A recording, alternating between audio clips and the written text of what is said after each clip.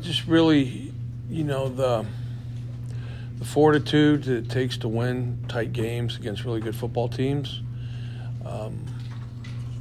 They were really strong in all phases, and so it's going to be a 4-quarter game, and so just coming out on top, like I said last week, whether the objective, if we're 1 point better than whoever we play, then that's the objective, right? Is to win the game, but give them a lot of credit. They're a really good football team. They do a lot of great things in all 3 phases, and so it was a tough battle for us. I had to sneak in a question about Boise State on Saturday. What's kind of stood out to you about them since then as you reviewed their film? We're getting into it right now. Obviously we have long history with them. They're always typically very tight games and hard-fought games. Really good players, very well coached. So it seems like this is the first time we've had them here, I think, because I was out for a couple years. But I think, personally, only coached against them here one time. It seems like we're playing them there all the time, whether it be in the regular season or in the championship game. But it'd be nice to be at home, but still have a ton of respect for them. They're 3-1, we're 3-1. We're right in the heat of the battle, so nothing's really changed with them. They have great players and great coaches. How do you see their offense maybe wrinkled with their approach at quarterback this season, and just anything else that's different from when you saw them in the championship? Yeah, much more the 2-quarterback system for sure. And they both do a really nice job. They're both dangerous. Just because when number 4 comes in, it doesn't mean they're not going to run the quarterback. He runs it as well. So it's not like they're 2 different teams when either quarterback's in there. The running back's excellent, and they have a stable of them, really. One of the top receivers in the conference, and always big and physical up front on the offensive line. So not much has changed with them, really, as far as looking at their players. Very good team. Morning, Coach. Good morning. Can you speak to the reasons why it's always Fresno State and Boise State in a big game in the Mountain West? It seems like as long as you've been here, these 2 programs have been competing for a spot in the Mountain West Championship or competing for a Mountain West Championship? I don't know. They're a great team. They really are, and they have been for many, many, many years. Going all the way back when Coach Cutter, Coach Peterson. They've had a very strong tradition there. They do a great job. They have great facilities. They have great fan support. Very difficult to play at their place because it's so loud there. I think they've kept it in the family, really. I think, their mindset seems to be the same every year. And so they do an excellent job of recruiting and solid all the way around. For Mikey Keene, does he have the green light to run it if he sees an opening? If there's no one open, oh, yeah. Or is he a kind of guy that you just see him throw it away even if there is potential grass to run out? No. He'll take off and run if he needs to. Yeah. There's definitely a green light if that's what the play calls for. Yeah, no doubt. Have you talked to him about taking that opportunity more often instead of throwing it away? No, well, it just depends. He can feel if guys are closing in on him, and I don't know, why you take off and run the ball if you're going to gain a yard and you're, when you just throw it away or you risk losing yards, but no, there's nothing there that, says can't run. He's run before. There's been times where he's taken off and run, and remember a few games ago where we thought he got horse-collared on the sideline and, things like that. So, no, there's nothing there like that. Morning, Coach. You always talk about how every week is different depending on who you guys are facing, but it seems like the energy around this game is always very much the same. Have you noticed in your time that the players treated different, perhaps? No, not really, except for maybe championship games. We've played them, I don't know, a couple times in the championship game, 2 or 3 maybe. I can't remember. Obviously the championship game is probably a little bit different, but we don't really go into any game with a different mindset. You can't, in my opinion, you can't do that. It's not up and down and up and down. It's depending on who you play. Every week's got to be the same as far as preparation is concerned.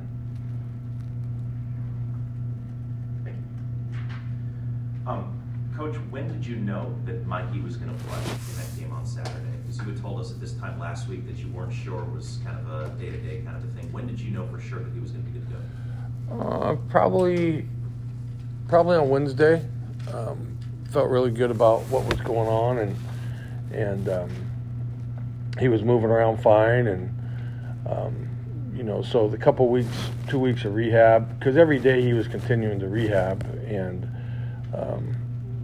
but each day he seemed to get better, and so probably for sure on Wednesday, because we practiced Tuesday, Wednesday, so I wanted to see how he felt coming off of practice on Tuesday. They both pretty much had equal reps, but you never know. Like if you practice on Tuesday, how's he going to feel the next day? Is he going to be more sore because of practice? But on Wednesday, felt pretty confident that he was going to be fine. And how does he feel now? I mean, going through the actual game and then having a week off and then not playing the previous week, is he 100% now or close to it going into that? I'd say he's close to it. Yeah, I'd say he's close to it. Checked yesterday to see how he felt after the game, and a little bit of stiffness, but nothing, really any different than what happens in a normal game. So no, there was no setback from the game, or he didn't feel any different on Sunday than he did, the week leading up to the game. And I know that obviously you're on to Boise now, but I'm curious about the halftime message. When you guys were down 17-7 and it seemed like some of the energy had been zapped out of the stadium, what did you say to the team at halftime? Did anyone else speak up to kind of rally the troops when you guys came out and scored 24 and answered in the third? Well, everyone speaks up. I mean, all the coaches, when we get in there, it's not just a, rest time pep talk thing at all. It's adjustments. It's what we're going to do. What we still need to get to offensively, defensively, and really the only thing I told them, it's a 10-point game. I mean, 10 points is nothing, right? I mean, I think it probably felt that way because they scored right before the half. So I think it probably felt that way to some people, but really it was 10 points at halftime. You can. It's not like we were down 40 points at halftime. It's a 10-point game, and that's very manageable, and we just have to go out and play, play better and get off the field on third down, do a better job defensively getting off the field on third down, and moving the sticks and capitalizing on third down on offense, but then also turnovers. It was big that we had 3 turnovers, I think. Maybe in the third quarter. So obviously that was big. Field position was big. It's against a good football team like that, those turnovers are so critical, and field position is so critical, and the defense did a nice job of getting the ball back, and then the offense did a nice job of actually capitalizing on those and putting them in the end zone. Coach, obviously, Boise State, always a pretty physical brand of football, and they got a really good rushing attack and a couple good runners, and their quarterbacks can run as well. You have to do anything differently to prepare for a Boise State defensively during the week of practice, kind of get ready for what is going to come on Saturday? No, I mean, we'll go through our same drills that we do, our fundamentals and our tackling circuits and, things like that. There's not, the scheme will change for sure. There'll be different schemes here and there. There always is, based on who you play. That's why I say every week is different, They'll do some things differently, but in practice, no. In practice, there will not be. We'll continue to really hone in on fundamentals and technique and those type of things, same as we do every single week. You mentioned how you guys have played in Boise so many times, so it kind of feels a little bit like a role reversal in a way where Boise has some losses on their resume, but they're still a talented football team, and they might be coming in with a little bit of a chip on their shoulder in this game. Do you kind of get that sense that you're kind of the hunted in this case, like maybe where you were doing the hunting before against Boise? Not really. I think both teams are motivated. We're both 3-1, and it's about conference play right now, and we're both 3-1. They just came off a big win. It's we know for sure, that it's not easy to beat Wyoming, and I think it was 32-7 that they won, so that's a big win to beat a football team like that. So they're coming off of a high for sure, and they're playing well, and it's going to be, I foresee a typical Fresno State Boise State battle. And the one just kind of fun question: when in mid-season, you going to get out with the grandkids at all on Halloween for trick or treat? No. When is that? Tomorrow? Yeah. No, we actually did something last night. My wife does a really nice job of not only for our players, she gets candy for our players, and then we at dinner last night we put candy out on the table so our players and then all our coaches' kids come and dress up on Sunday night, and so they came last night, and that gives our players a chance to hand out candy to the kids and things like that, because the coaches don't get a chance to go home and enjoy Halloween like other people do. We'll be here working, so but that was a good opportunity to see them in their costumes and let them all get around and see the players and let the players interact with them. Gotta ask the follow-up question, Coach. What was your most memorable Halloween costume as a kid that you wore? I don't know. It's a long time ago, and it wasn't very extravagant. It was probably like a sheet thrown over my head or something like that. It wasn't. We didn't have much, and It wasn't a big holiday for our family, or at least for me. But I can't really remember. It was never like planned out or anything like that. It was typically last minute. See what I could find in the closet, and just go out to try to get some candy. I've been wondering how sore your shoulders were when you woke up Sunday, because you did a lot of egging on the crowd in that fourth quarter. How big a factor was that, you think, having the red wave get you to the finish line? Well, it's, for whatever reason, it seemed like a lot of people had left the stadium, and I get that it was a late game. But we really, it's we get loud in our stadium typically on third down, or when we're giving out pizza, or the hot dog race. That's when it gets. We need it loud on first and second down. We need it loud every single down. When we go play in places that are really tough environments, it's loud always. I shouldn't say always. Not when we have the ball, because sometimes we're loud when we have the ball. We don't want to be loud when we have the ball, right? We had the wave going one time we had the ball. We had music playing when we had the ball. But we really need our fans this week. We really do. And every single down. And so, we down the stretch, it was critical, right? And they can play a major role in the game, by making it difficult on the other team to communicate, not just on third down, but every down. There's been a lot of stadiums over my career that you go to, and they take such great pride in it that if they get the other team to jump off sides, they actually put a 5 in the corner for how many times they can get people to jump off sides, right? And so when you go to environments where they're relentless every single down, we've played against people like that, and when I was at Oregon, obviously it was like that, and people would make mistakes by coming. I remember when USC came to Oregon once, and Carson Palmer was egging on the fans to bring it on, and they proceeded to jump off sides, I think, 3 times in a row, right? So that wasn't such a good idea. And the left tackle told him, don't do that. Stop doing that. We can't hear anything. But we need our fans this week. We really do. We have 2 more opportunities to play in our stadium this year. And while we've been getting good crowds, we could really use their help this week. No doubt about it. Last thing for me, and I think it's relevant because this should be a game where the trenches are really important, but your defensive line, I mean, Johnny Hudson was incredible the other night, and your offensive line looked pretty consistent throughout. How much progress do you think your line play has made from the start of the season to now? I thought, well, actually, the two defensive players of the game for us as a team were Johnny Hudson and Gabriel Lightfoot. Because it was a challenge because they like to run the ball up the middle, and and they're a physical offensive line, and so those guys played really well inside.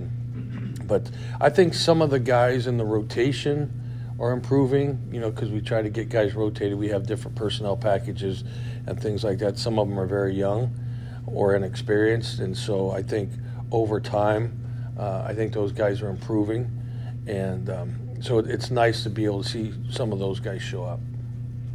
Thanks, Coach. Well, Coach, we've talked a lot this year about halftime adjustments and all of that, and the highs and lows, the real, the mythical. What do you think made the difference in that third quarter defensively?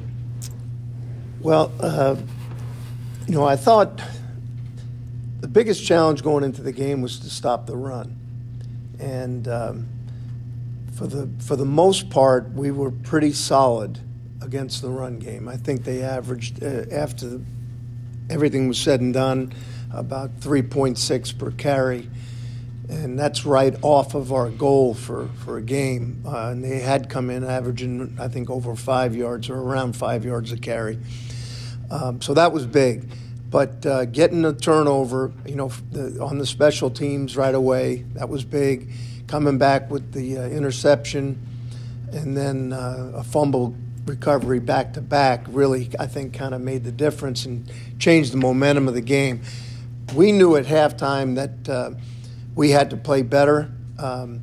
We were disappointed. We gave up the score at the end of the half. That kind of was a downer right there. But we knew that 10 points, like Coach just talked about, was not an insurmountable number. Then we just had to go out and get stops and focus on getting stops. That's oftentimes on either side of the ball you can get caught up with trying to win the game. In a series. That's not going to happen. It's going to continue throughout the third quarter and into the fourth quarter. So I think we tightened some things down. We got off the field better. But at the end of the day, we had to come up with some really big efforts in order to secure that victory, and proud of the way the guys kept on competing. Sometimes we read into things too much, but before Dean had his interception, it must have been 10, 15 minutes before, there was a similar play where it looked like a quicker reaction or a more decisive break would have yielded an interception, and he was a tick late. Then he gets another chance and gets the pick. When we see something like that, are there coaching points that are taking place in between, or is that just something going on in his head? No, I think the play that you might be referring to was the one over towards our sideline where they kind of overthrew a pass. I don't know if that's the one you mean, but there was an opportunity. We were a little bit shallow and a little bit late on the break, but the one that he did make the catch, that was a slow developing play. There was they were blocking, and it looked like we had a couple of slow dances going on in there, and couldn't get quite to the quarterback. But in some ways that may have helped us because he kept on holding it, and then he threw it late, and Dean stepped in front and made the play. But we got to continue to do that. We got to continue to get turnovers in these games coming up. And I don't know the answer to this. I'm just asking the question. But they had 4th and goal, and Coach Tedford hustled over and got the timeout called so you guys could come up with a different plan. How significant of a timeout do you think that was, and what did it enable you guys to do? Well, oftentimes, we talk about that prior to the game, and there's times where Coach will get on the phone and tell me, if you need a timeout, let me know, and kind of put it in our hands as to whether or not we feel we have either the right call, or oftentimes we kind of call it a Kodak moment, where we want to get the picture of what they're in, take a timeout, tell our guys this is what they were in. Half the time they change what they were in, though, but at least you can kind of refocus, give them an idea, talk about something that you saw in the formation, and that's what we did. So,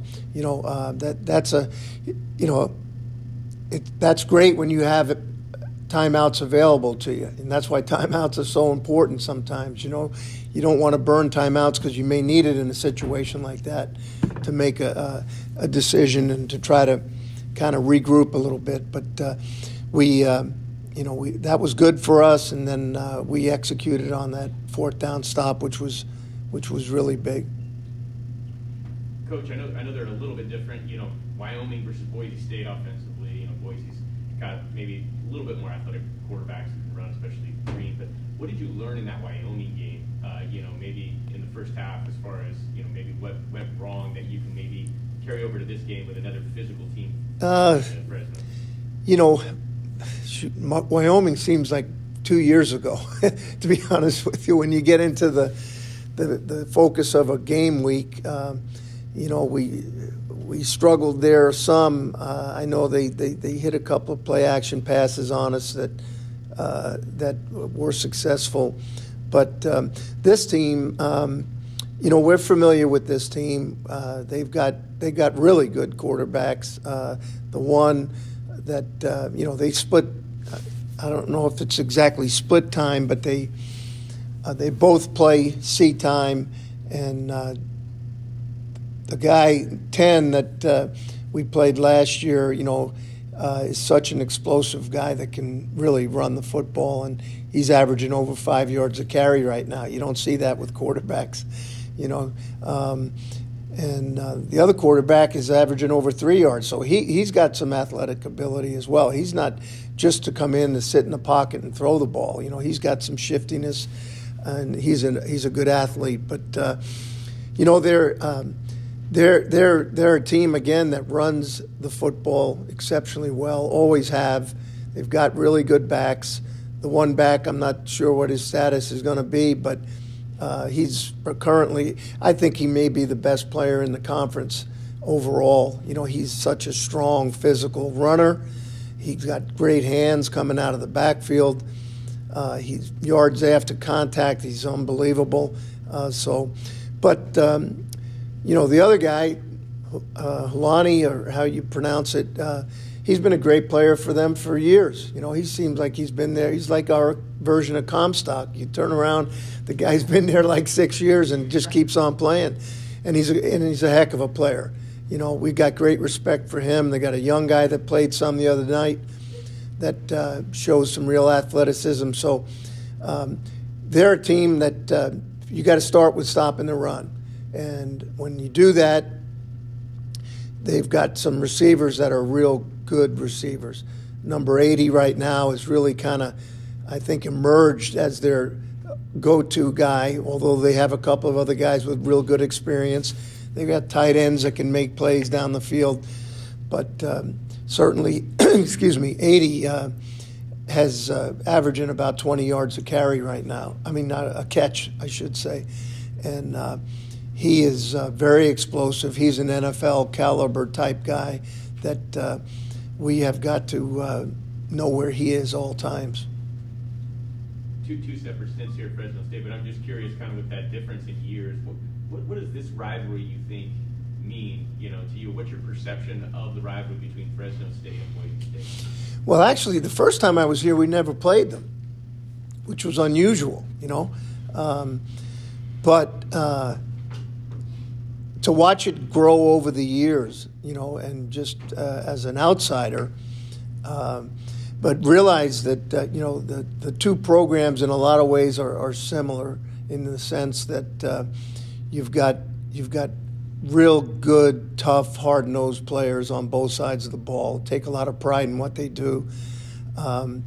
You got a tradition of winning and expectations that both teams kind of hang their hat on, and fan bases that are really into their teams and take a lot of pride in it. So there's a lot of similarities. And these games, when you have a rival game like this, like Coach said, they're 3-1. We're tied, in second place right now in the conference. So this game has huge ramifications for both teams. And so it's you can throw out records right now. This is a winner-take-all, at least for that 1 week. And I'm sure we're going to get their best shot. We're going to give them our best shot. We're going to be ready to play. And then, Coach, just real quick, just curious, during the grind of a season, we heard Coach mention, having the kids out, Halloween costumes and all that. What does that do for you mentally, as a coach and just a person in general, kind of keeping you going through the grind of a season? Well, that's it's a good opportunity every once in a while to see that there is a real world out there, and oftentimes you don't get to see it because you get into such a routine. And, you're here early in the morning, you leave at night.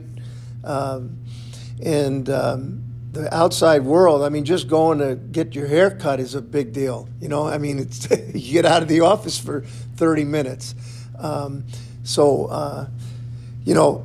was fun, seeing the young ones having fun. They're smiling, they're in their costumes, and our players are interacting with them. That was really special, fun to see.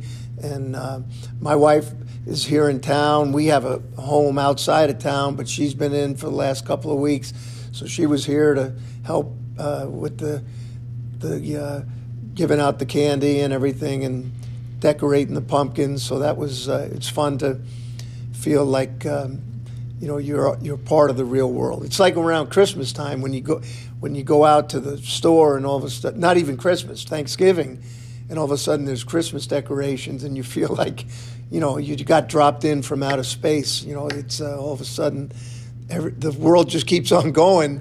Football doesn't slow down for the rest of things that are going on. Well, I don't know how I'm going to follow back, Coach. Great answer. Paul asked you specifically about the two Dean Clark plays, the almost interception and the interception. On that, what probably should have been a touchdown in the final seconds for UNLV, when that ball is in the air, what are you thinking as the defensive coordinator? Because you're probably thinking he's catching it, and they're either going to go to overtime or they're going to go for two, right? Well, I'm not sure what Coach Odom was planning, but I felt strongly that they were going to go for two. So as soon as they got the ball back there, that was something on my mind. First, stop them, but if they somehow are able to move the ball down the field and score, to be ready for a 2-point play.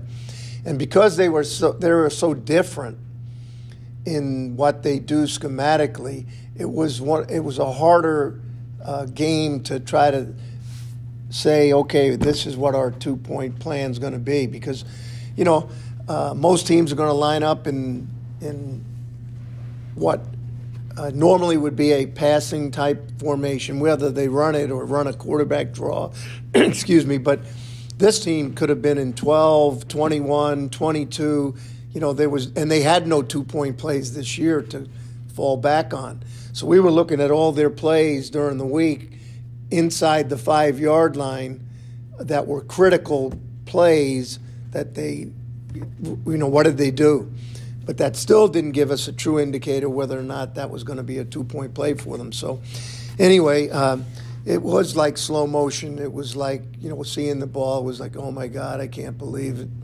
And we kind of lost leverage on the route. Excuse me.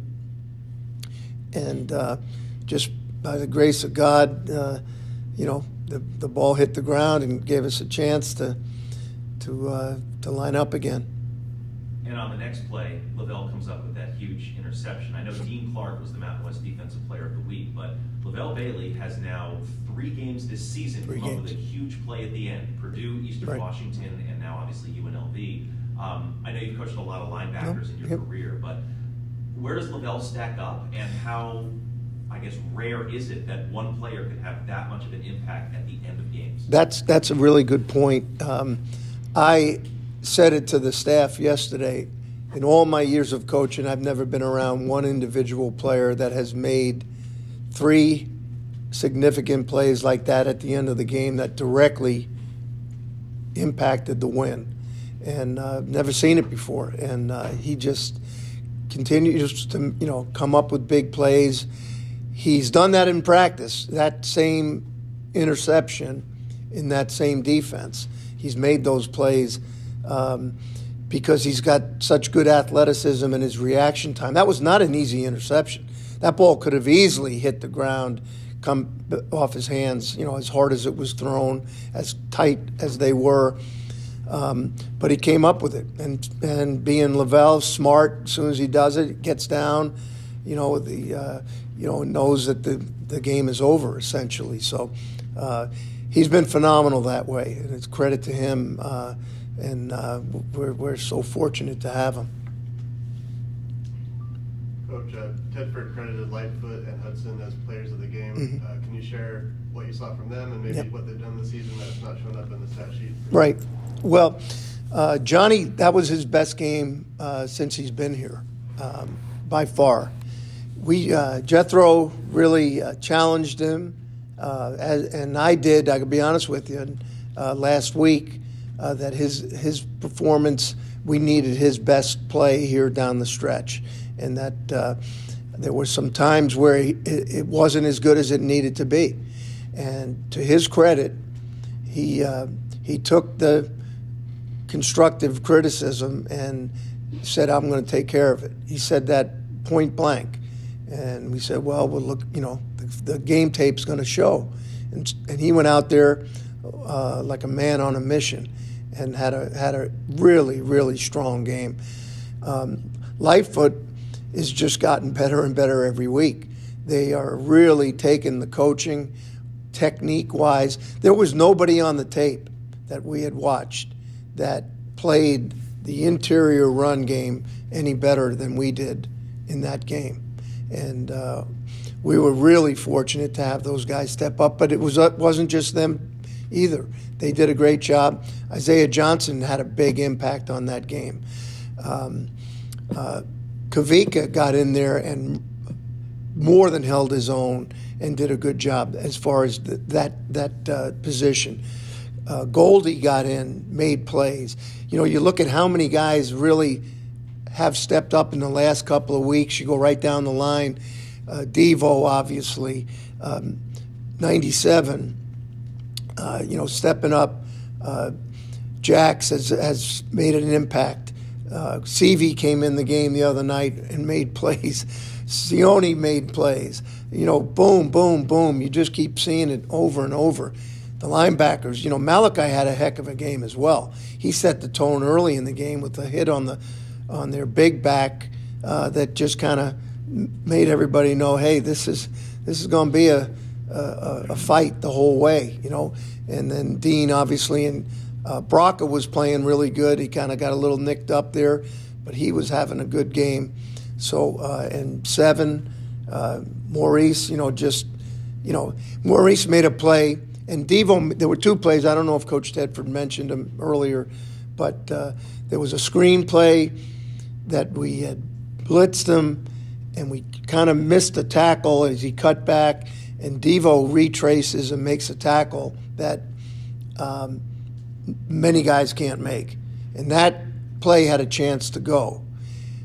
Then on the tackle that Maurice makes down on about the 3 or 4 yard line on the long run, if he doesn't make that second effort, because he came up and he slipped, he had his hand on the ground, came up, kept on chasing him, tackled him, and that was a series where we stopped him on 4th down. If he doesn't make that play, it's a walk-in touchdown. And so when you say, there's so many guys and so many individual plays, we pointed it out to the team. Coach did yesterday that those individual plays that may go, get overlooked a little bit, that's the game right there. And so, we've been lucky and fortunate, but also, it's a credit to our guys the way they play and how they compete. There were a couple of cases where Tuasivi even dropped back at linebacker. How much does his versatility help against some running teams like that? Oh, he can do everything. Stevie could be a starting linebacker. as well as, he's playing a dual role right now, and it's not easy to get ready to get all the reps you need in both areas. But he loves football. He plays with great energy, and his role is going to continue to expand as we get more into it down the road here, because he's only been here for a couple of weeks. I mean, active playing for us. So. Morning, Coach. Good You morning. talked about Taylor Green's legs. Last year in the conference championship, you held him to 30 rushing yards on 8 carries. Is there a difference between how Dirk Cutter ran him and how Bush Hampton runs him now? Not really. They're doing a lot of similar things. They get him out on the perimeter. It's a little different style than what we were defending last week in terms of the triple option stuff. But they have a lot of designed quarterback runs where he can keep the ball. He gets the ball outside on the perimeter on bootleg and kind of pocket movement type things where he's got an option to run it or throw it. He just has got deceiving speed in that once he gets going. I can recall the game. I was looking at tape from last year this morning. He had a 96-yard run against Utah State for a touchdown where he just ran away from the entire defense. They were backed up on the goal line, and he ran the ball for 96 yards. So, you have to try to scheme it so you can keep him contained in the pocket. But yet, he can sling it now. He can throw the ball deep. The best thing he does is throw the ball deep. So we got our hands full with him and the other quarterback. Yeah, and so they brought in the other quarterback, and he throws it more than Green does. So Right. When does Green throw the ball? When you watch film, what situations does Green come in, and when does Matson come in? Because Matson's getting about 10 more pass attempts than he is.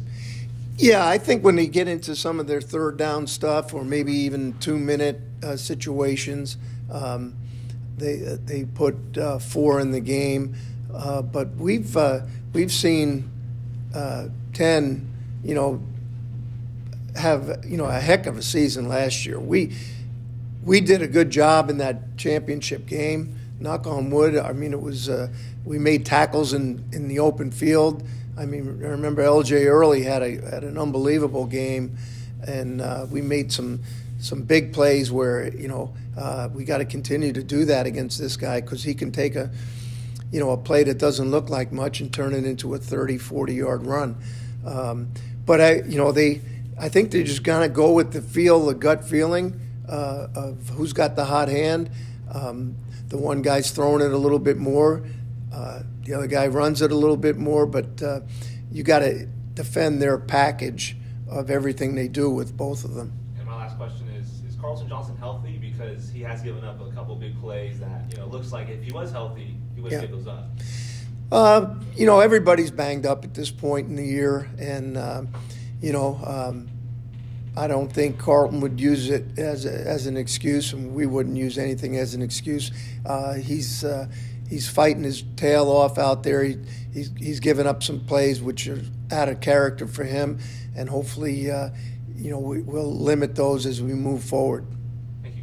Yep. Thanks, Coach. Thank you. Thank you. All right.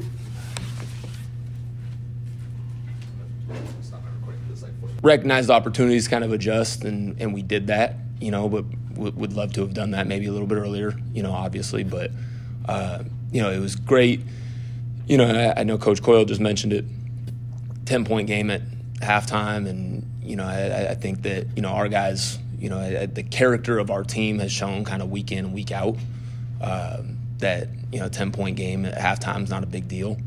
And so the resilience and the character of those guys is awesome, and then they made plays, got opportunities to, and guys made plays. And, so overall, it wasn't that we started slow. We just, kind of hit a little bit of a lull and just needed to adjust. And then once we did, I think that we showed what we can do against it. And then obviously it helps.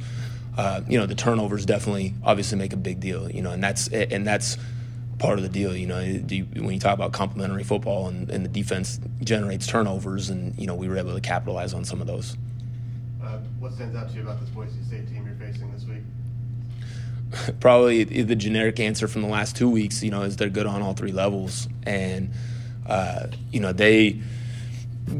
they're really, really well coached and really disciplined just as far as, you just see just reactions, from guys as far as, something happens as far as, a play action pass and guy recognizes it and by formation just immediately starts kind of tipping over to where he needs to get to, and he's doing it really fast and instinctual. And, I think that's probably the main thing that I would just say is just they are, you can just tell they're detailed, they're disciplined, they're well coached, and then the players play their scheme really fast. With your role last year, how much of your hand was in the jar as far as game planning and preparing for them the last 2 times, and how much of that carries over as the OC? Yeah, I mean, I had a really good working relationship with Kirby last year, and so just in general, we had a lot of similar views on the pass game, and so, I would say my hands were definitely involved, and I think that, obviously there's some carryover as far as maybe what we did last year and what we're doing now anyways. So, yeah, I mean, I think the big thing is because it's not like we lit them up offensively in those 2 games last year. I mean, they were really good on defense, and we did just enough in the championship game to win that game. Guys made some plays. And so the main thing I would just say is just kind of when you put on the film and you go, okay, oh yeah, that's what, we were trying to attack this, or, this was our thought with that. And that would probably be the main thing as far as the carryover. Morning, Coach. Morning. In the first half, UNLV was dropping 5, sometimes 6 defensive backs. How did you as a play caller and Mikey as a quarterback counteract that in the second half and find those big plays? Yeah, I think that, one of the things that Mikey does exceptionally well is just, we've talked about it just from a progression pass game and kind of taking what people give him. And, they did a really nice job kind of taking away the underneath lanes. They were dropping guys, but it wasn't like they were dropping guys deep. They were dropping guys into those intermediate lanes that we normally have been able to take advantage of. And so, we really was and we had multiple 3 and outs. And, I put that on myself, and just getting really focused on trying to get the first down, to the point where, after that last one of the half, the last 3 and out of the half, I said, hey, the underneath stuff's not there. It's the intermediate and kind of the deeper seam throws that are there. And so that's kind of what the adjustment that we made was. It was right there on the sheet. It was just a matter of, I was trying to get Mikey a rhythm, trying to get, first game back. And, we just, that was the adjustment. We just kind of adjusted where on the call sheet we went to. It's stuff that we had kind of planned for, just needed to get there maybe a little sooner. And how do you improve the run game, which wasn't really there against UNLV? And I know you would need it against the Boise State team. It's interesting when you look at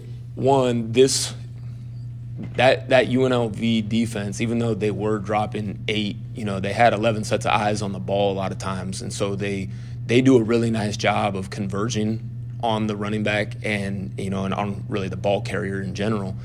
And when you look at from a scouting them, last week, their explosive run cut up was the shortest by far. They've done a really nice job against the run really all year. And so the main thing was those 3 and outs in the first half, probably limited, but we were actually, we knew that it was going to take some 2-yard runs or 3-yard runs, and not getting frustrated by that because eventually we'd pop some, which, we were able to get a couple going. We just didn't necessarily have enough plays in the first half maybe to statistically show that, we could run the ball. Morning, Coach. Morning. We always ask you guys about the opposing side and things that could pose problems. What do you think Boise State is saying about your offense? I would just I think that we've got, a kind of a variety of playmakers, and I think that's the beauty of kind of what we do, I think, is we are able to distribute the ball to some different guys. And, our quarterbacks do a good job of just that, they don't get locked in on one guy. They do a nice job of really, playing the play and playing what's there. And so when you look at whether it's, Malik catching the ball out of the backfield, or us giving him the ball. I mean, he has the ability to be explosive in the run game, and then also just, a handful of playmakers in the pass game that have shown that they can do something when given opportunities. So last year when you were working with Kirby directly, did you get a sense of what this Boise State rivalry meant to him as a guy who played over there and then was coaching here, and now how have, I guess, you transitioned into your viewpoint on the rivalry as a whole? Yeah, I mean, the cool part about Kirby is Kirby's so in the moment with what he does that, he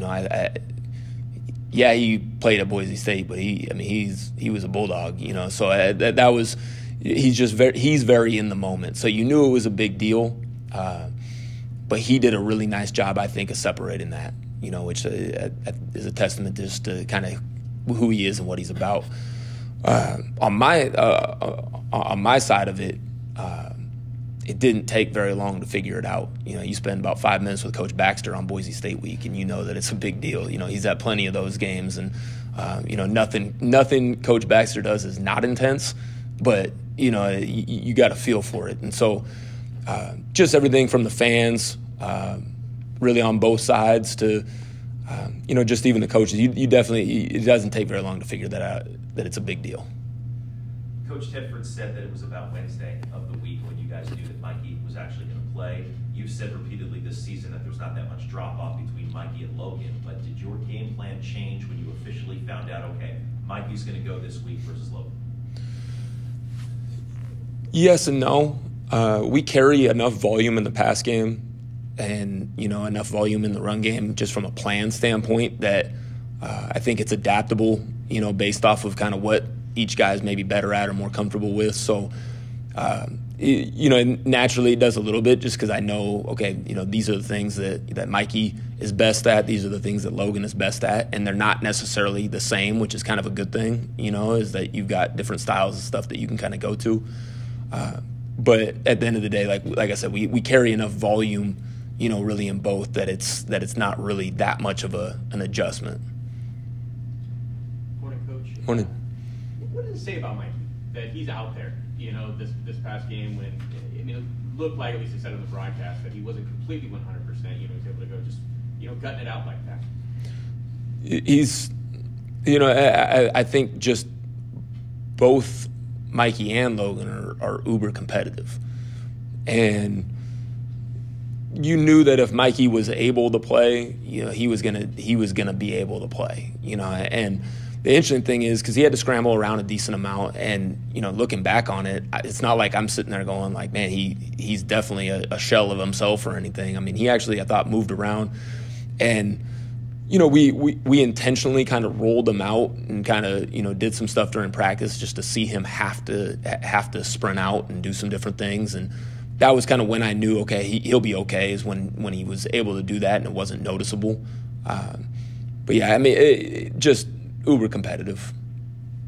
And then you mentioned how the two Boise games last year, that it wasn't exactly just a completely smooth operation offensively in both games. Maybe in that second game, special teams play, defense maybe kind of overshadowed an okay day for the offense. What have you learned from those two games maybe last year that that you can put into play this year?